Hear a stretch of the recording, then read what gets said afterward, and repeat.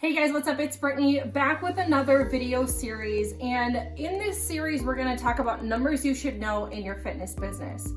So I have a business partner, Marcia. She's also my life partner, and her and I have very different roles in our business, and her role is CEO, visionary. That is really her role, and my role is COO, CFO. I run all the numbers, I run all the finances, I do the budget.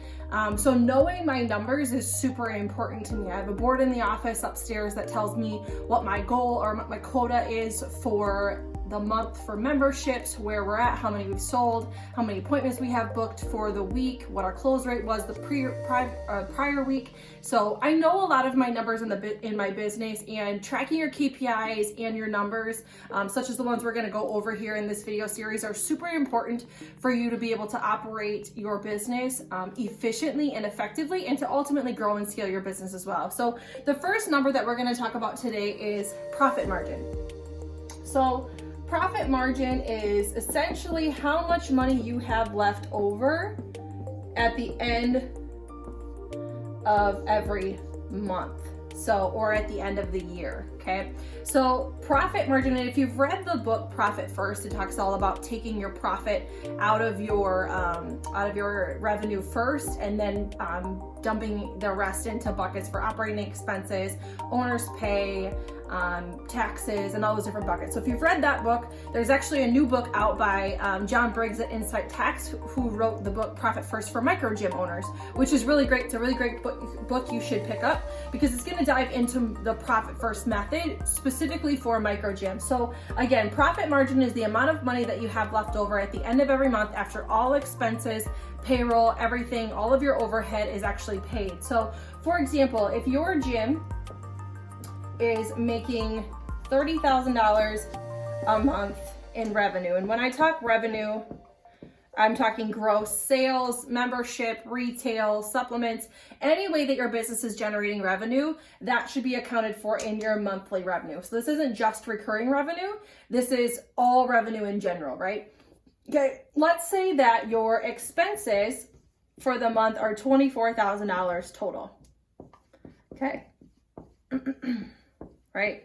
So top to bottom, payroll, owner's pay, everything, top to bottom, all overhead expenses is $24,000 a month. So this lets you know that you should have a profit at the end of the month of $6,000. Okay, so this is how much money you should have left over at the end of the month, whether you reinvest it, take it as owner's comp, as a draw, however you decide to do, whatever you decide to do with this money, it is pure profit. Okay.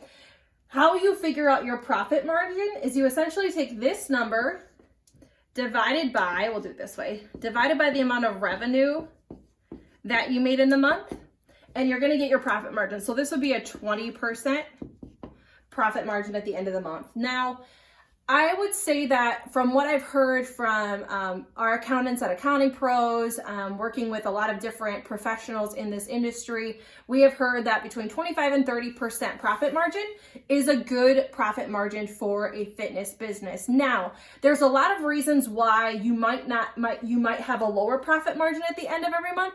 It could be that you hired a new person on that month, so you decided to go over your salary cap a little bit, but down the road, that person will actually generate more revenue back for you, so you actually make that money back up. So that might be a reason that you would run a little bit less of a profit margin. Maybe you're marketing more in that month, but down the road, again, that's going to generate you more revenue in the long run. So there could be a lot of reasons why this number might not necessarily be between that 25 and 30%, but that is a target that you should aim for. So with that being said, guys, this is a number that you should be tracking. If you're not tracking it, I would highly recommend getting into your books and tracking this expense today, seeing where you're at and how you can actually drive this number up in the coming months.